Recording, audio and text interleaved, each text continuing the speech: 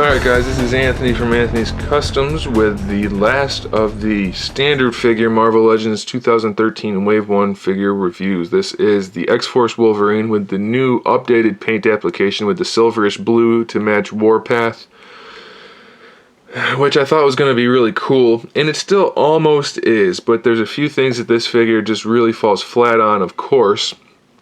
Because what would my reviews be without pointing out the problems? You guys want objective reviews, so I try to give them to you. And here's another one. Here's Wolverine. He stands just over 6 inches tall, just like the Comic-Con exclusive version. It's the exact same mold, like I said, just different paint. Aside from the silver being silver instead of gray, he now has non-metallic claws, just like Archangel's wings. They went cheap on the claws, and they didn't even do the metallic thing. It's just that almost barely metallic molded gray. So it's definitely not as good as it could have been, and I don't understand why, because they could have been molded in that silver that they use for a lot of the guns that they've been using anyway. And even if that's painted, spend the extra 5 cents to paint the thing so people are happy with their product. That's my take on it. I'd rather pay an extra $1 for painted claws than not, but again, that's just my take. So, like I said, the whole thing is the exact same sculpt. The head still looks good. I'm probably going to heat it and stick the ears out just a little bit, if I can do that on camera. I just think that looks a little bit better. But either way, it's still there. Good sculpt. I like this Wolverine head. I like this mold overall. I like the figure overall. Head goes all the way up almost, all the way down almost, so that's good. Rotating it is a little bit more tricky because of this big jaw that he has, which is part of the good sculpt. It does get in the way though. Ball disc shoulders. Paint job on the shoulder isn't the best for this skin, but it's good enough. It's definitely passable. He has this new modified butterfly joint from this. This is like the old Toy Biz mold, and this is a new joint here. And it's pretty much useless. I mean, you don't get much out of it at all. You get a little bit going back, but going forward, you just get a little bit, and it kind of just tucks it into the chest. So, and you can see right through. Let me see if I can get that angle for you. What's up with that? That should be bigger and stick out a little more so you can actually rotate it.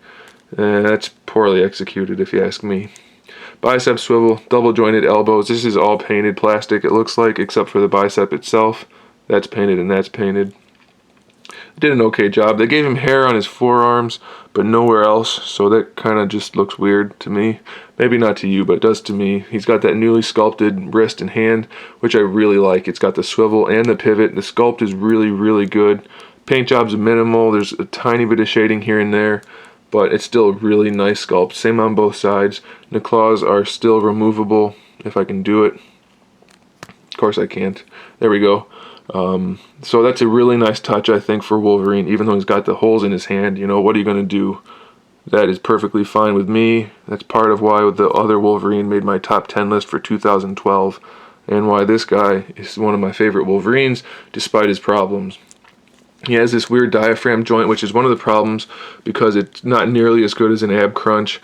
All it does really is give you a swivel. Front and back is pretty limited. You can go back a little bit, go front a little bit, but not nearly as good as an ab crunch, especially since he has a waist twist.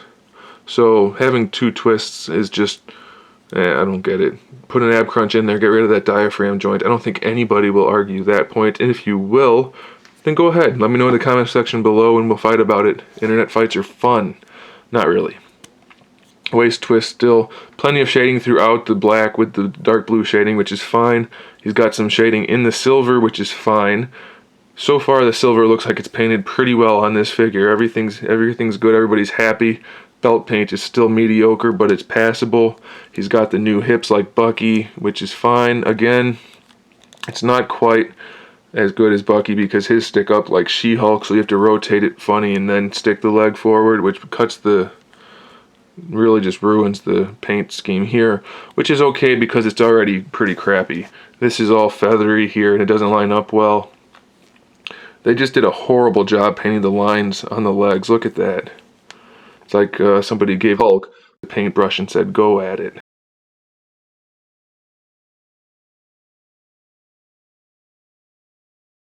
It's just not good. So there's all that.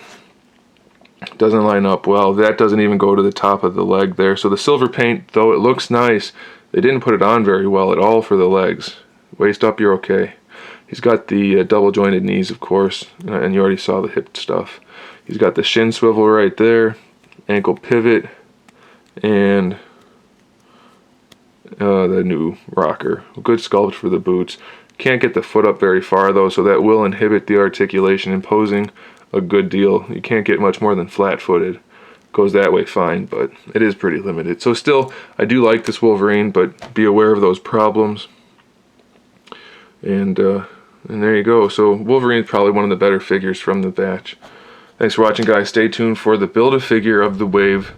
I'll be reviewing him next, so look out for that. And in the meantime, keep collecting.